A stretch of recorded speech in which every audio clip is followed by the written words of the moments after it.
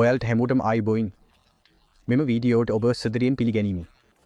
අද මම ඔබට පෙන්වන්න යන්නේ කොහොමද ඔබ මේකර්ෆෝනය හරහා ස්පවුට් F විකාශය කරන්න කියලා. මේ ඔබට සංගීතයේ කතාබිස්කදී හෝ කර්ඩ් කරන විට බෙදා ගැනීමට ප්‍රයෝජනවත් විය හැකියි. ඉතින් ආරම්භකයින් පළමු පියවර voice emitter ස්ථාපනය කිරීම. මුලින්ම ඔබට voice emitter බදත් කර ස්ථාපනය කළ යුතුයි. voice emitter වෙබ් අඩවියට යන්න මතකගේ බගන්න සහ ස්ථාපන උපදෙස් අනුගමනය කරන්න. ස්ථාපනය කරලා ඉවර වුණාම voice emitter විවෘත කරන්න. දෙවන පියවර voice emitter ඔබ පෙරිනම් ශරෝයේ උපන්ගේ ලෙස සැකසන්නේ. ඔබ තීරයේ දකුණු පහළ කොට ඇති ශබ්දයකිනේ මත දකුණු බෙට්ටුවන් කලක් කර වූ ශබ්දයේ විතීරන්නේ. පහළට යන්නේ අතිරික ශබ්ද සැකසීමදී කලක් කරන්නේ ඒ විදිහට ඉදිරිපත් කිරීමේ තොබේ තුළ voice emitter input සොයාගෙන ඒ පෙරිනම් උපන්ගේ ලෙස සැකසන්නේ.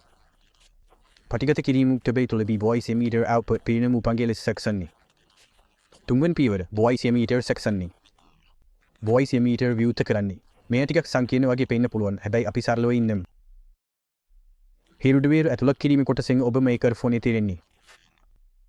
මේ ඔබට කතා කරන අතරම සංගීතය අහන්න ඉඩ සැලසේ. වංචෝල ඇතුළත් කිරීමේ කොටසෙන් ස්පවුට් F තහවුම් ශබ්දයේ මොහ අල්ලාගෙන ඇති.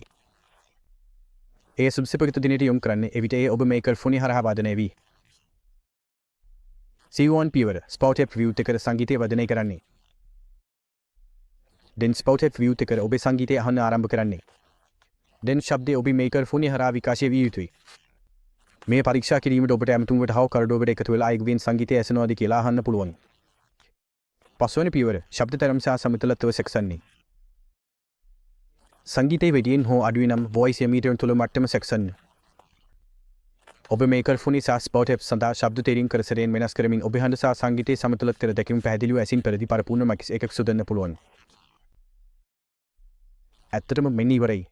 ඔබට voice emitter භාවිත කරමින් ස්පවුට් F ඔබ මේකර්ෆෝනේ හරහා විකාශය වන පරිදි සැකසන්නේ සාර්ථකව හැකි වුණා.